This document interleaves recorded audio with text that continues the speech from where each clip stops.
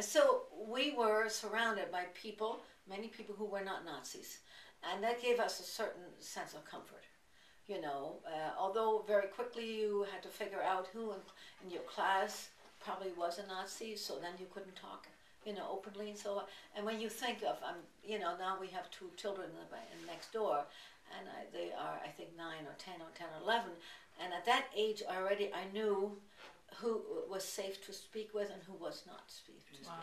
Yeah, because otherwise back we go to the camp, Yeah, well, so it took away the childhood innocence. It did.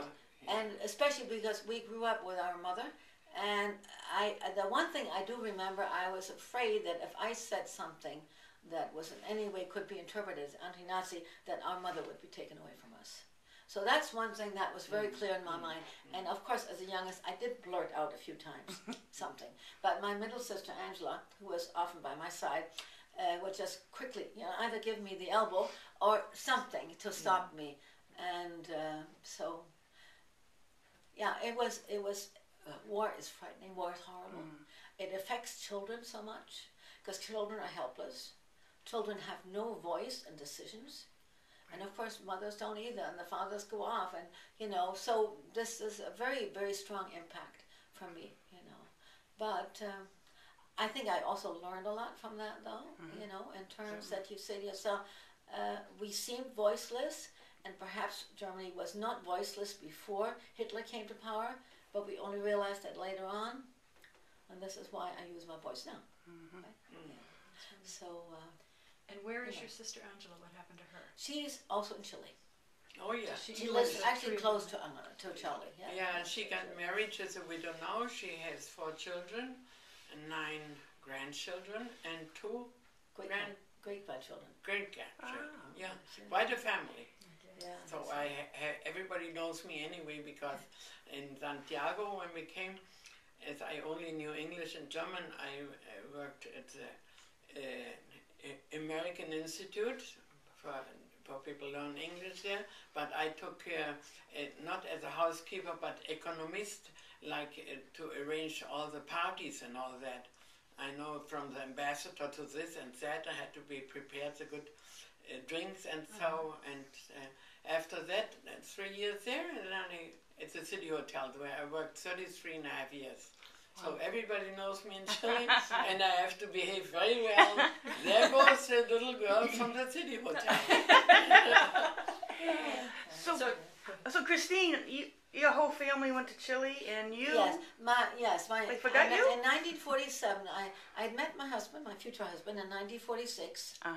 And he was an American soldier in the occupation forces, and he returned to the United States in January of '47. By that time, we were quite close and thought that we probably would marry.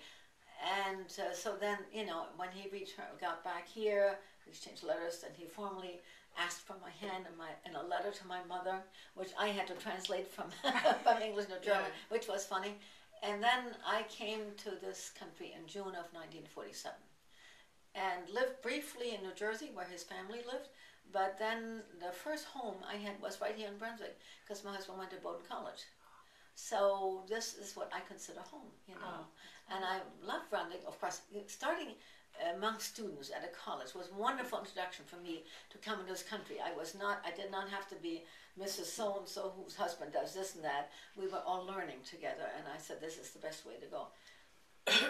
And so that was it, and I tutored in German here, and worked at the museum at Bowdoin, a few things. And then 2 of our children were born here in Brunswick, and so that's home. And Brunswick was a wonderful place to come into, and it's been just great. And it was when we were, when our husband was about to retire in 1989, we thought right off the bat that we would want to come back to Brunswick. As I said, let's complete the circle. That's wonderful. So anyway. Now what happened to your father? Oh, father. Okay. My parents were divorced, and I was 3 years old, and we didn't see our father for many years, and there was really no connection until a year before the war, which started. Of course, Germany war started in '39, so it was in 1938 that we really connected. and he took us on a vacation. And ever since then, but he had been married and has 2 more daughters.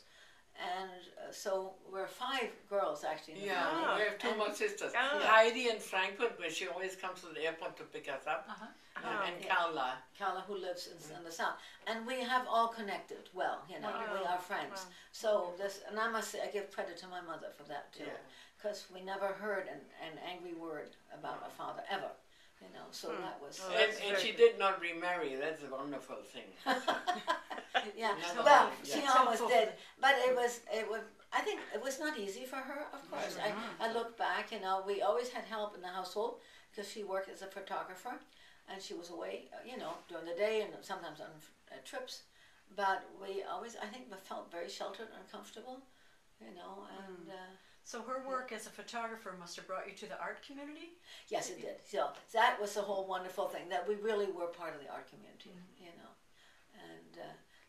and still have connections to that art community too, which is very, very nice. Not too many of us are left, but on the other hand, there's some. Because when I go back, I usually still find a few people that share the same memories I have, which is Yeah, quite because so awesome. many people die. I don't know why. I'm sure.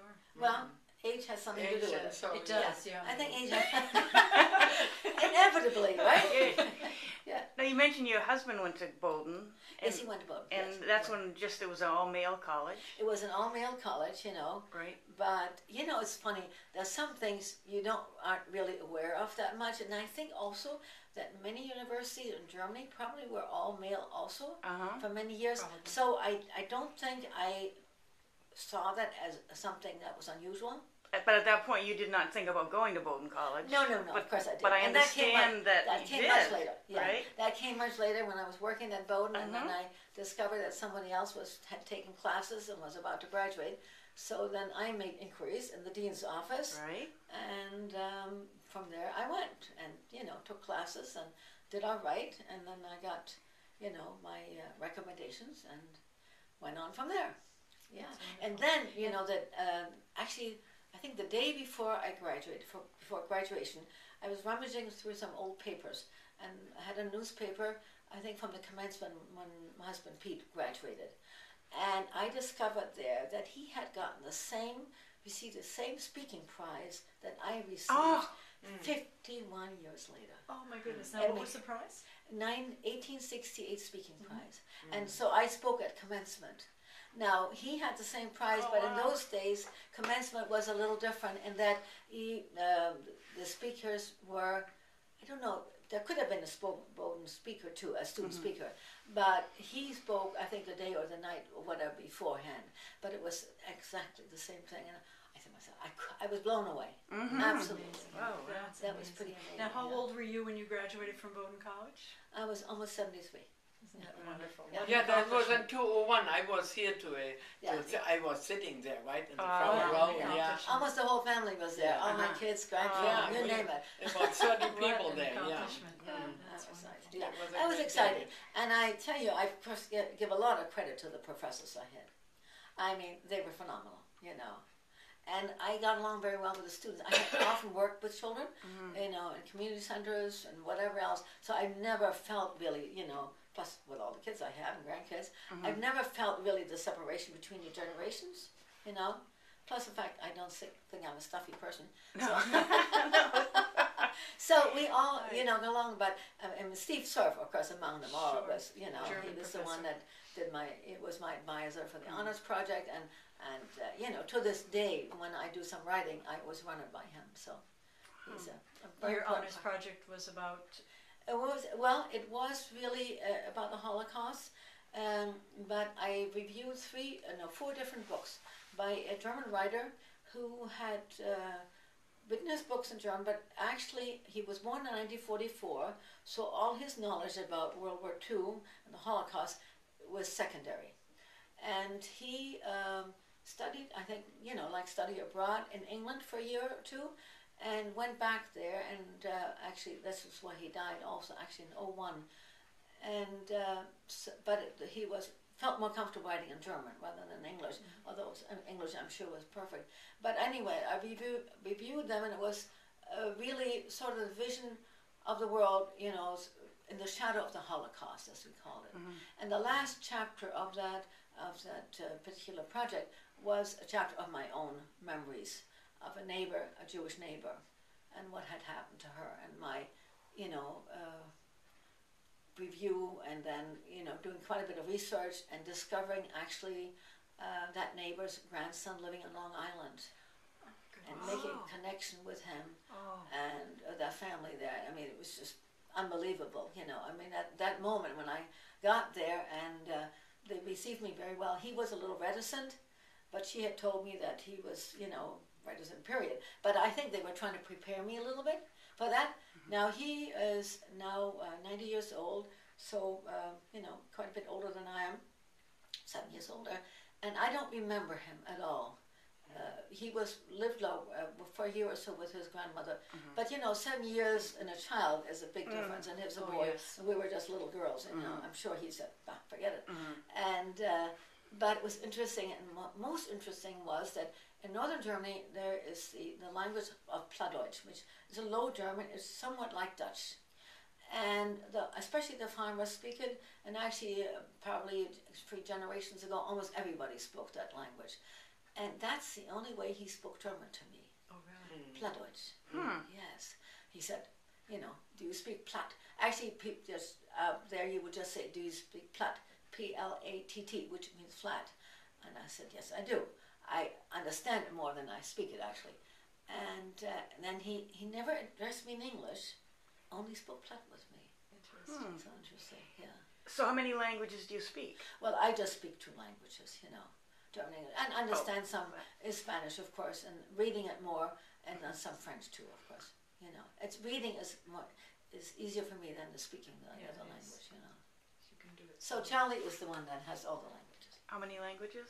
3, and French and Italian too, I understand. So nobody can pull a leg. They just had it with me. Never ever. Wow. So, I'm everywhere at home. I even help people to get to connections flights. It's very bad service in New York. And to go to Channel there and to Terminal 4 or 3, those poor people don't know. sure. There's nobody there to It help is. them. Thank God for your language Yeah. skills. Yeah. And I help them up the stairs, take the train, I take that one, and so. Yeah.